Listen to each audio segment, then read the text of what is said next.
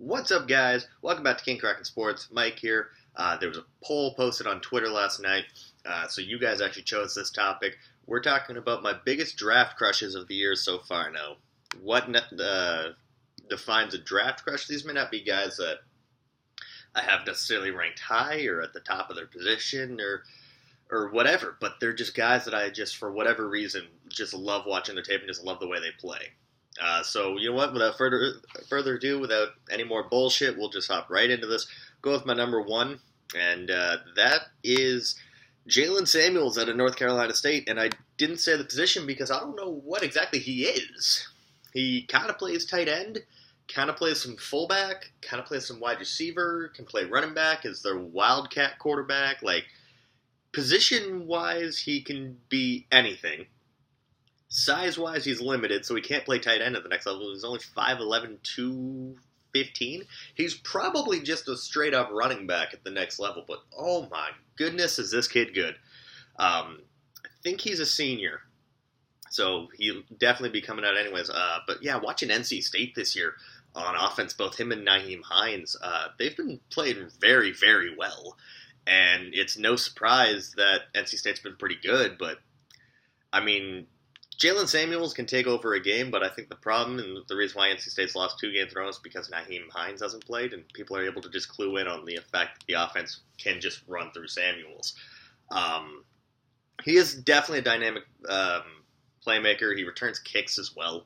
I have him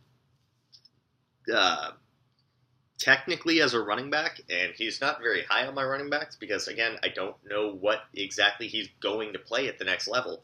I don't know exactly how fast he is or anything like that, so that's always pending. But man, I just love watching him play in that North Carolina offense, or North Carolina State offense. Sorry, don't want to piss anyone off there. Yeah, just a really fun player, and who doesn't like to just have fun when watching some college football? Next up, we are going to go to the linebackers, and I've mentioned this guy before, Roquan Smith out of Georgia. He is small. He's only about 5'11", maybe about 215, 220.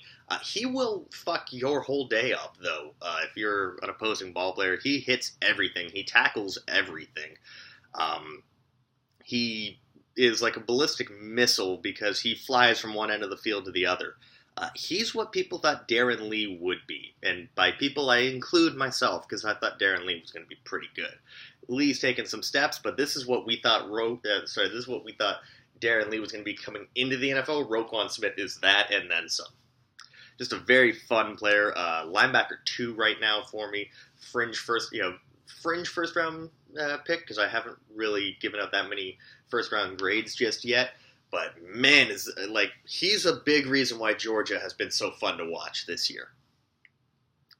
Next up, a guy I didn't even know about until literally last week. Let's talk about Joshua Jackson out of Iowa.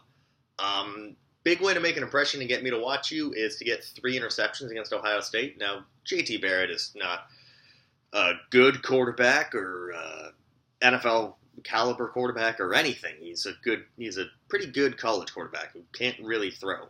And Joshua Jackson intercepted him 3 times. So I watched that game, and I came away very impressed, but then I realized that it was against J.T. Barrett. So I went back and I watched some of Iowa's other games. And he's just been playing lockdown all year.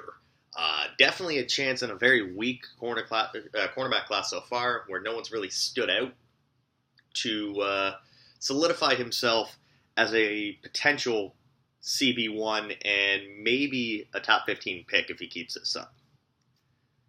And I'm going to stick at cornerback to finish this off. We're actually going to go cornerback safety because they play on the same team. We're going to go Holton Hill and Deshaun Elliott out of Texas, and fuck, these guys are ball hawks.